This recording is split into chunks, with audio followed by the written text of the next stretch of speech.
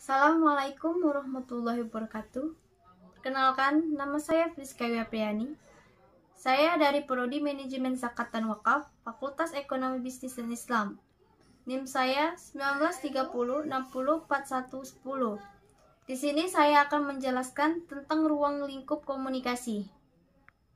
Selamat menyaksikan.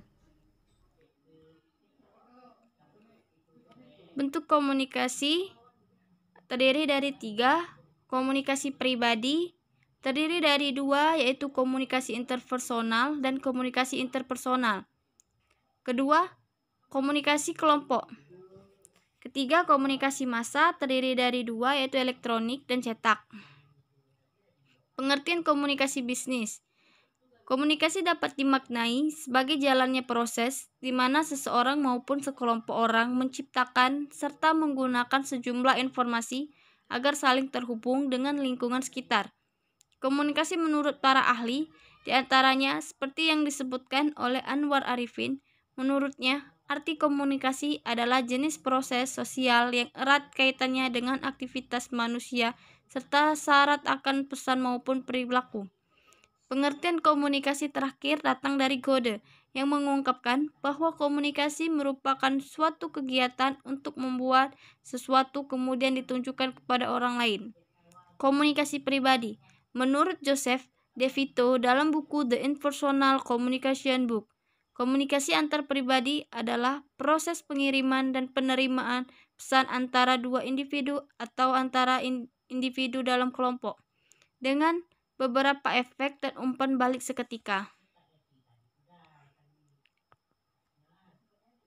Lainnya, halnya dengan Barnulus, yang mengemukakan bahwa komunikasi antar pribadi dihubungkan dengan pertemuan antara 2 individu, 3 individu, atau lebih yang terjadi secara spontan dan tidak berstruktur. Begitu pula menurut Effendi, mengutarakan komunikasi antar pribadi adalah komunikasi antara 2 orang di mana kontak langsung terjadi dalam bentuk percakapan, bisa langsung berhadapan muka, face to face, atau bisa melalui media seperti telepon. Ciri khas komunikasi antar pribadi yakni 2 arah atau timbal balik. Komunikasi intrapribadi atau komunikasi interpersonal adalah penggunaan bahasa atau pikiran yang terjadi di dalam diri komunikator sendiri antara diri sendiri dengan suatu subjek yang tidak tampak, misalnya Tuhan. Komunikasi interpersonal adalah komunikasi yang terjadi antara 2 orang atau lebih yang biasanya tidak diatur secara formal. Dalam komunikasi interpersonal, setiap partisipan menggunakan semua elemen dari proses komunikasi. Misalnya, masing-masing pihak akan membicarakan latar belakang dan pengalaman masing-masing dalam percakapan tersebut. Kedua, komunikasi kelompok.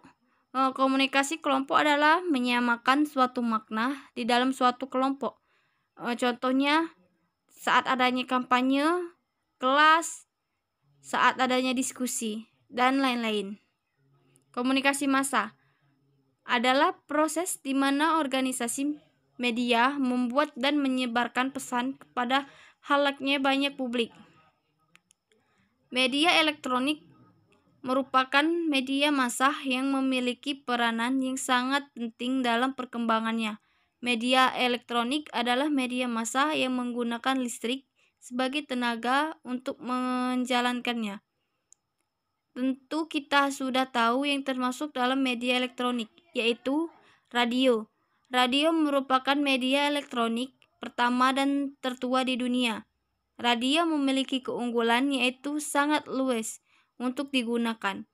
Radio dapat berada di mana saja, baik di rumah, kantor, mobil, tempat tidur, dan lain sebagainya. Oleh karenanya, radio pada masanya menjadi tren dan fenomena yang luar biasa. Berbagai macam saluran radio diciptakan di berbagai penjuru dunia guna memenuhi kebutuhan informasi bagi para penggunanya. Tidak hanya itu, pada masanya radio juga menjadi sarana hiburan yang menjadi primadona. Kedua, televisi. Kelahiran televisi pada dekade berikutnya membuat pergeseran yang signifikan pada pengguna media elektronik. Kelahiran televisi membuat radio tenggelam dan mulai ditinggalkan. Keunggulan televisi ketimbang radio adalah bahwa televisi tidak hanya mampu menampilkan suara, namun juga mampu menampilkan gambar bergerak. Hingga kini, televisi masih menjadi primadona media komunikasi massa di seluruh dunia. Media digital. Perkembangan teknologi informasi dan komunikasi dalam kehidupan manusia berdampak pula pada perkembangan studi komunikasi massa. Di era digital ini, komunikasi massa menjadi suatu hal yang amat mudah dengan lahirnya internet. Dengan adanya internet, kita menjadi sangat mudah untuk memperoleh informasi dari berbagai penjuru dunia. Tidak hanya itu, pergeseran penggunaan media elektronik ke media digital bergerak begitu cepat.